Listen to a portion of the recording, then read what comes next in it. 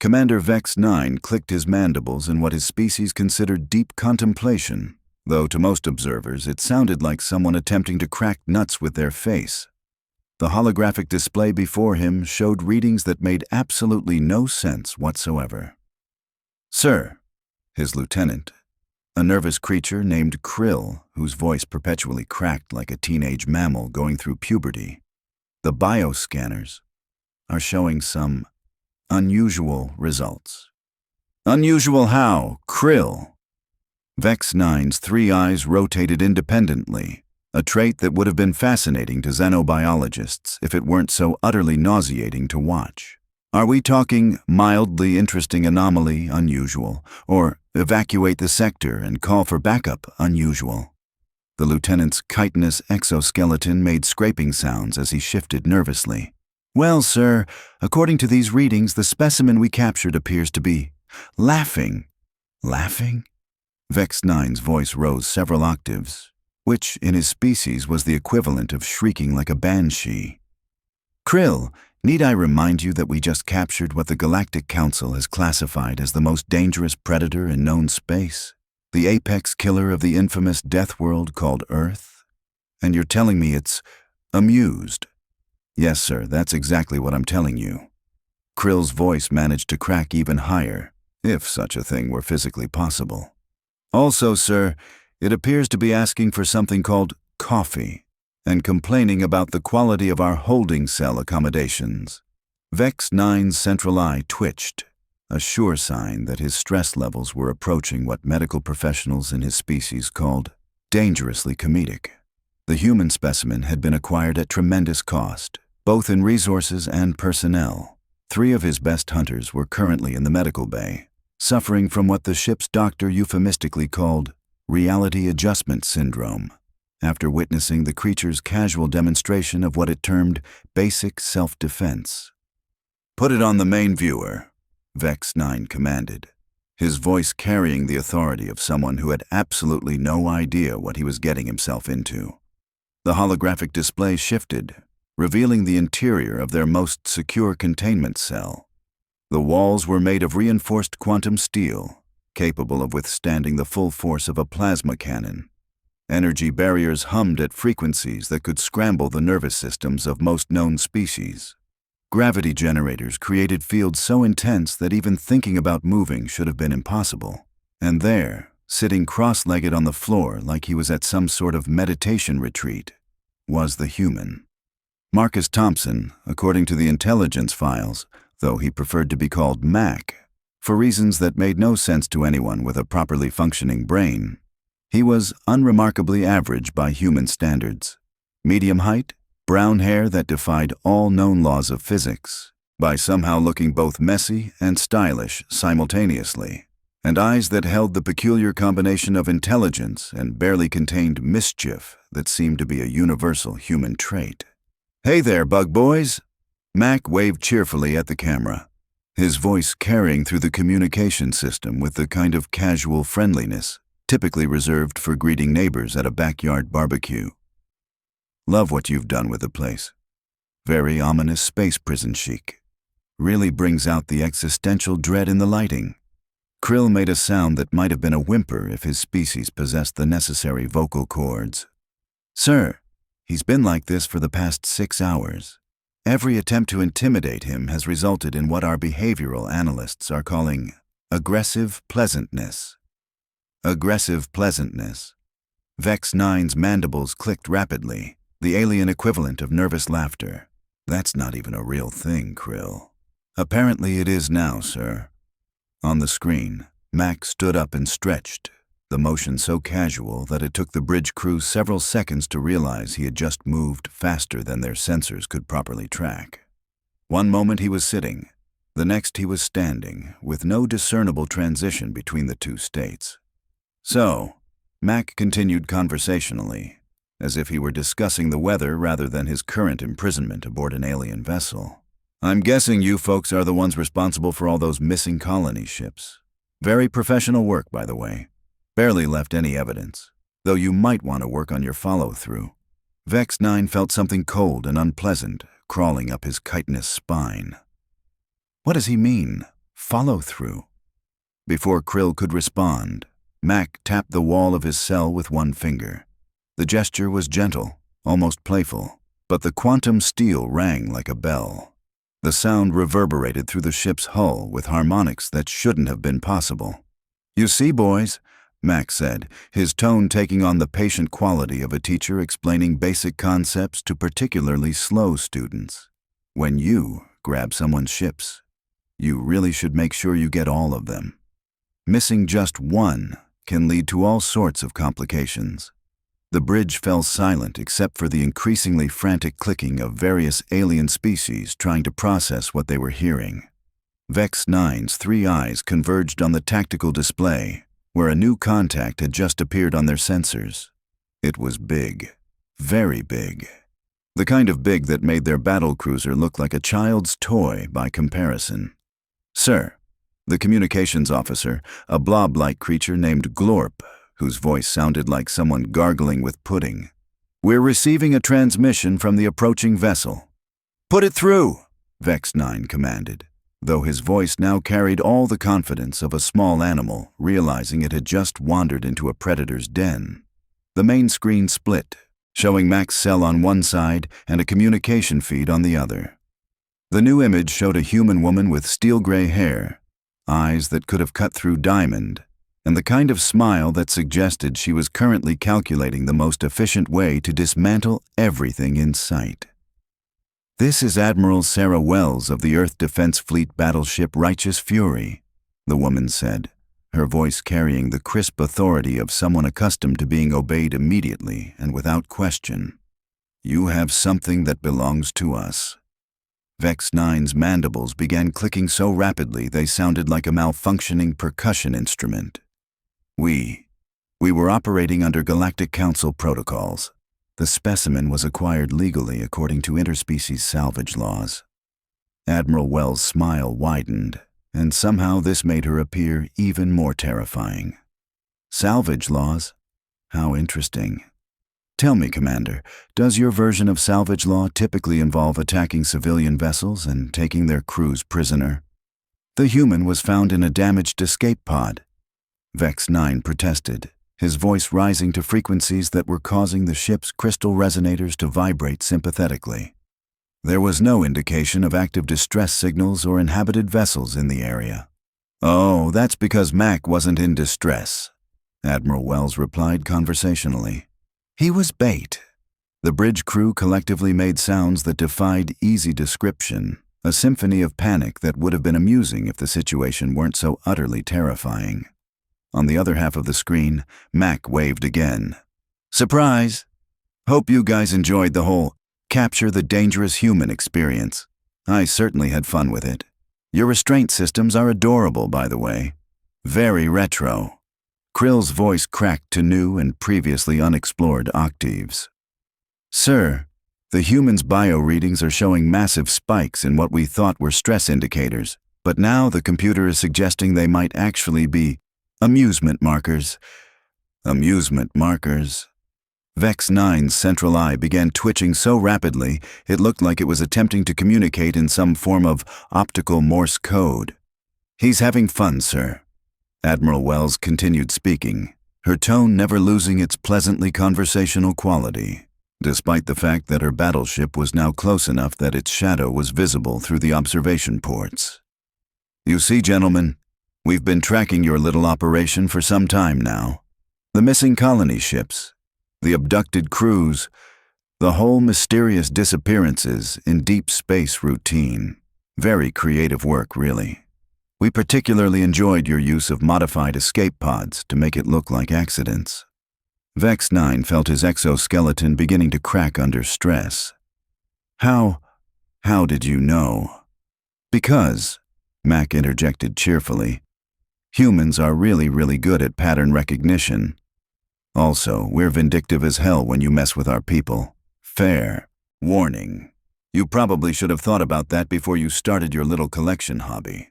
The tactical officer, a creature whose name was an unpronounceable series of clicks and whistles, reported in a voice that sounded like air leaking from a punctured lung. "Sir, the human vessel is powering weapon systems. Energy signatures are... Sir, these readings can't be correct. What are the readings showing? Vex-Nine demanded, though part of him really didn't want to know. The single human battleship is showing power output equivalent to our entire fleet, sir. Also, sir, our sensors are detecting at least 47 additional vessels decloaking in formation around us. Through the communication channel, Admiral Wells nodded approvingly. The Earth Defense Fleet takes a dim view of piracy, Commander. We take an even dimmer view of slavery. And we take a positively apocalyptic view of anyone who thinks humans make good specimens for their private collections. Mac stood up and approached the camera in his cell, his movement still carrying that unsettling quality of being simultaneously casual and precisely controlled. Here's the thing, folks. You've been operating under a fundamental misunderstanding about my species. See, you looked at our planet, saw all the dangerous predators and hostile environments, and assumed we were the apex predators because we survived. That's not entirely accurate. What do you mean? Vex-Nine asked, though he was beginning to suspect he really didn't want to know the answer. Mac's grin widened, and for the first time since his capture, there was something genuinely predatory in his expression. We're not the apex predators of Earth, Commander. We're the species that turned all the actual apex predators into pets, livestock, and entertainment. The things that used to hunt us, we domesticated them. The things that used to kill us, we put them in zoos and charge admission to look at them. The environments that used to threaten us, we turned them into vacation destinations. The bridge crew exchanged glances that conveyed the universal sentiment of, we have made a terrible mistake. Admiral Wells' voice cut through their growing panic with surgical precision. Commander Vex-Nine, you have 60 seconds to release our crew member and surrender your vessel for processing.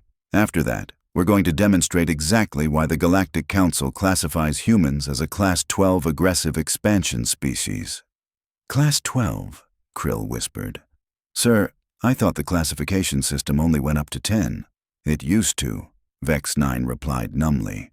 They created new classifications specifically for humans. Mac tapped the wall of his cell again, and this time the quantum steel didn't just ring. It began to develop hairline cracks that spread in perfect geometric patterns. You know what the really funny part is, he said conversationally. I wasn't even trying to escape. I was just waiting for backup to arrive. This whole inescapable prison cell thing? It's cute, but I could have walked out any time I wanted. I was just being polite. The cracks in the quantum steel widened, and alarm klaxons began wailing throughout the ship as structural integrity warnings flashed on every screen. 30 seconds, Commander, Admiral Wells announced. I'd recommend making your decision quickly. My crew has been looking forward to some target practice, and your ship would make an excellent training exercise. Vex-Nine looked at his panicking bridge crew, then at the human standing casually in a cell that was supposed to be escape-proof. Then at the impossible readings showing a human fleet that could reduce his entire battle group to component atoms without breaking a sweat. Krill, he said weakly. Yes, sir. Open the cell and beam the human back to his ship. Right away, sir. As the transporter beam began to energize around Mac, the human gave them one final wave. Thanks for the hospitality, folks. Really enjoyed the whole experience. Oh, and Commander. Yes? Vex-Nine asked, dreading the response. Next time you want to study humans, you might want to try asking nicely first. We're actually pretty cooperative when you're not trying to kidnap us. Also, we make excellent coffee. You should try some sometime. The transporter beam completed its cycle, and Mac disappeared from the cell, leaving behind only the sound of cracking quantum steel and the collective nervous breakdown of an alien crew who had just learned that there were far worse things in the universe than being the hunters. They had just discovered what it was like to become the hunted. The silence that followed Mac's departure stretched for approximately 14 seconds, which in crisis time felt roughly equivalent to several geological epochs. Commander Vex-Nine's three eyes were now rotating in completely different directions, creating a hypnotic effect that would have been entertaining under different circumstances. Sir, Krill ventured, his voice now achieving frequencies that were probably violating several noise ordinances. What are your orders? Before Vex-9 could respond, every communication channel on the bridge activated simultaneously. The cacophony that followed sounded like a convention of dying electronics having an argument with an orchestra of malfunctioning translation devices. Commander Vex-9.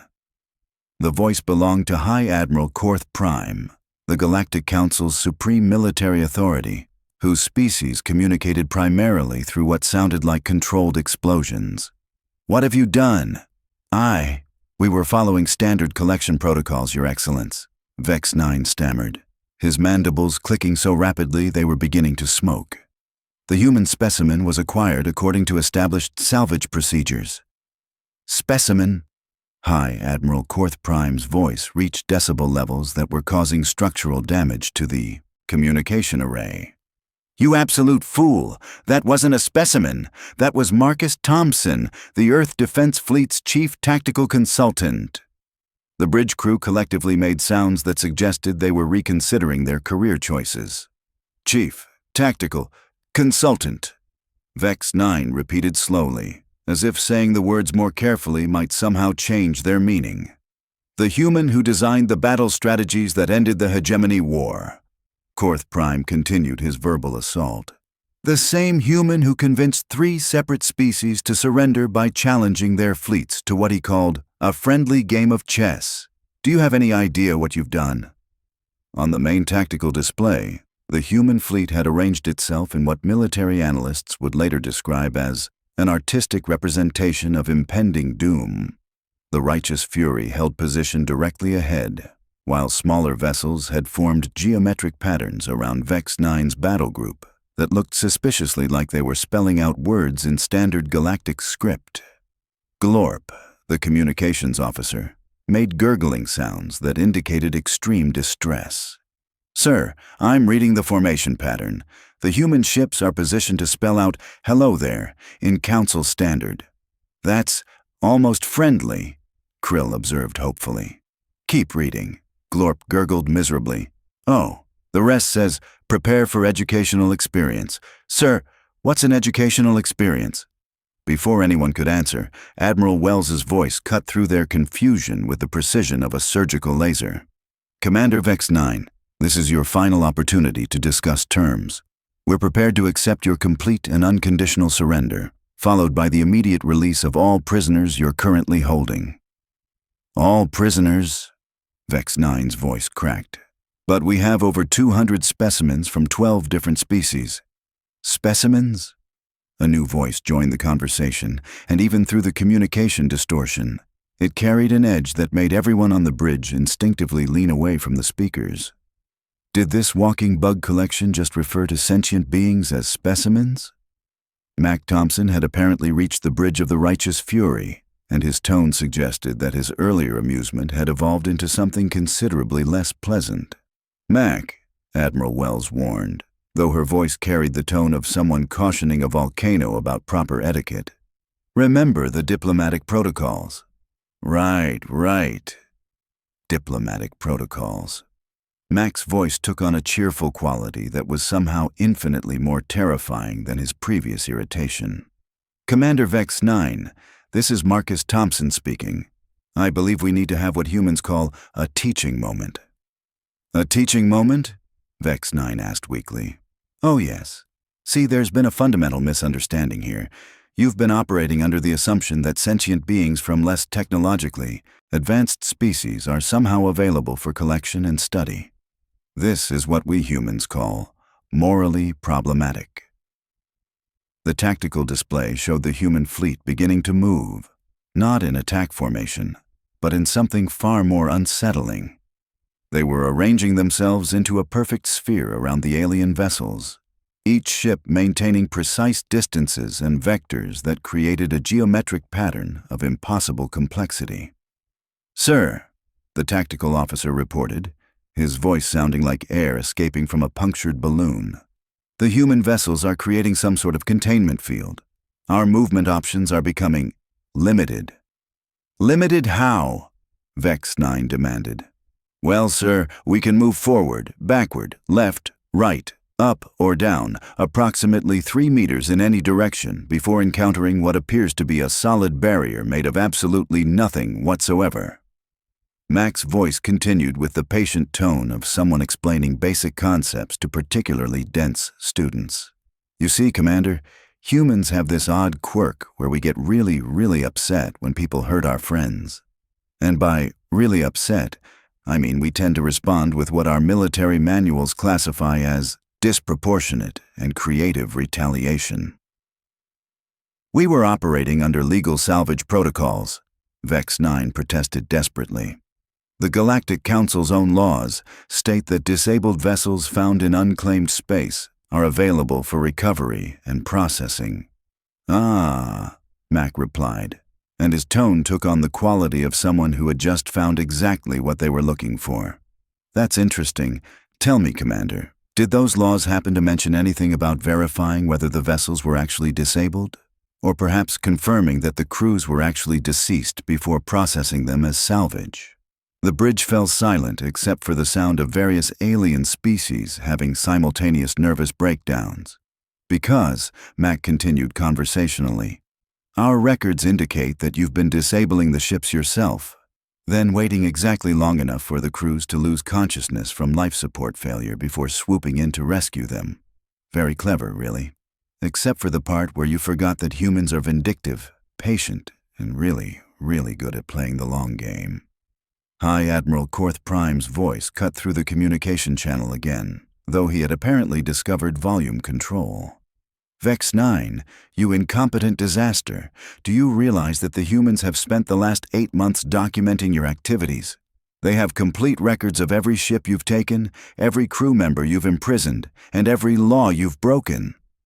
8 months. Vex-Nine's voice had deteriorated to a whisper. 8 months.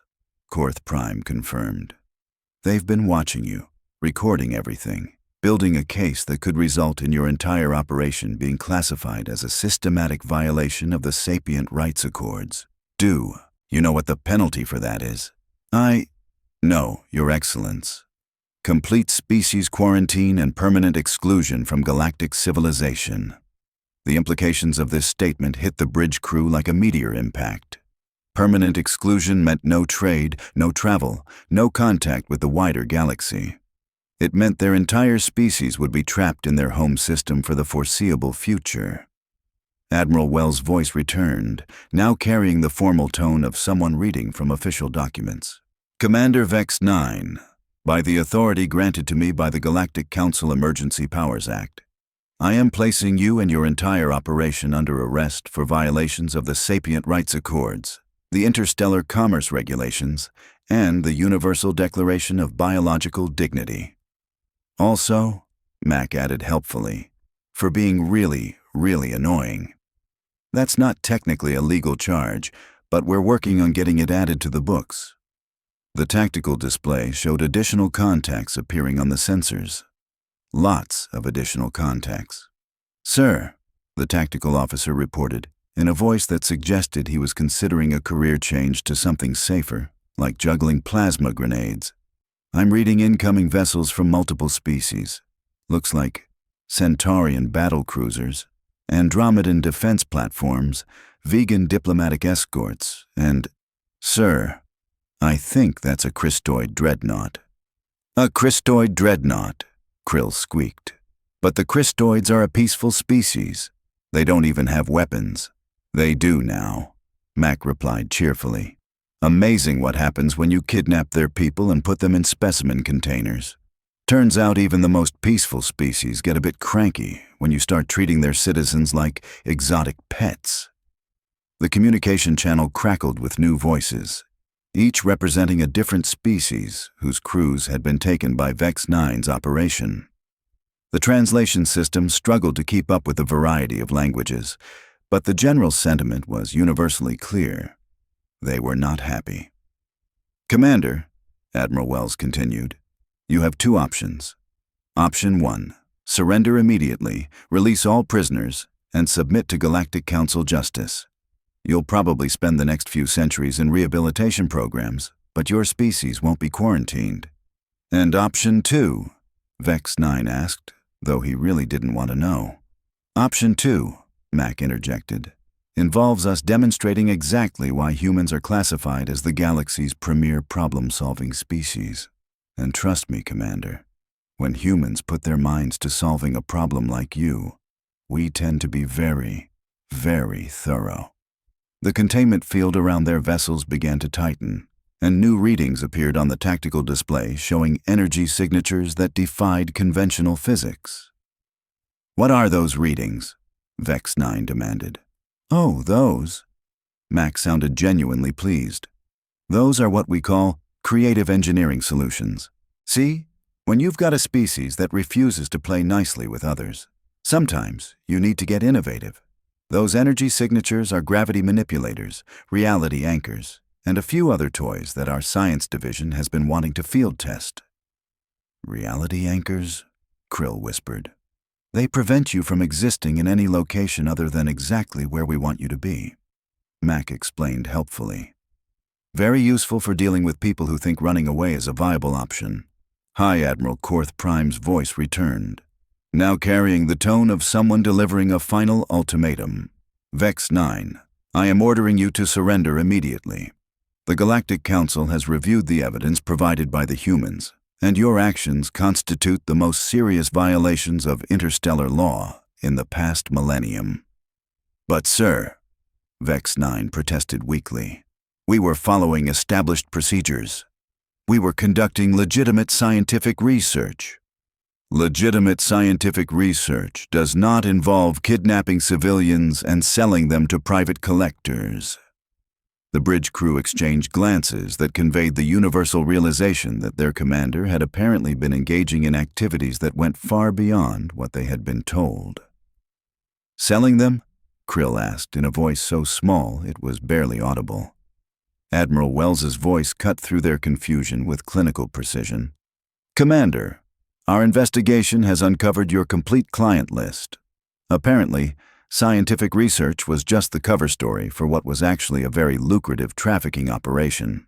Did you really think we wouldn't notice that your research subjects were being transferred to private buyers throughout the Outer Rim?"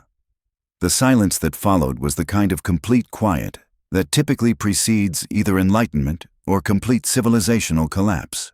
"I surrender," Vex-Nine said finally, his voice carrying all the dignity of a deflated balloon. "We surrender completely and unconditionally." "Excellent choice," Mac replied, his tone returning to its earlier cheerful quality. "Now, here's what's going to happen. You're going to transfer all your prisoners to our custody. You're going to provide complete records of your operations, and you're going to spend the next several years explaining to a very patient Galactic Council tribunal exactly how you thought any of this was a good idea." The energy barriers around their ships dissolved, and transport beams began materializing throughout the alien vessels. But instead of the expected security teams, the beams delivered humans carrying what appeared to be medical supplies and food packages. "Medical teams?" Vex-Nine asked, confused. "Of course," Admiral Wells replied. "Just because you're criminals doesn't mean we're going to let your crews suffer. That's the difference between humans and species like yours, Commander. We actually care about the welfare of sentient beings." Mac's voice added a final note of satisfaction. "Besides, we're going to need you all in good health for the trials. The Galactic Council is very interested in hearing your explanations, and some of the species you've wronged have been waiting a very long time to ask you some pointed questions." As human medical teams began treating injured crew members and human engineers started documenting the alien technology, Vex-Nine realized that his species had learned a very expensive lesson about the dangers of underestimating humans. They had thought they were capturing the perfect predator. Instead, they had discovered that humans were something far more dangerous. They were the perfect problem solvers.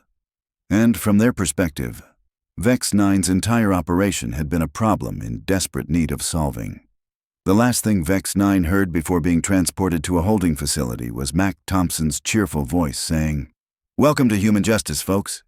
It's fair, it's thorough, and it comes with complimentary coffee. Hope you like it strong." And despite everything, Vex-Nine had to admit that the coffee was actually pretty good.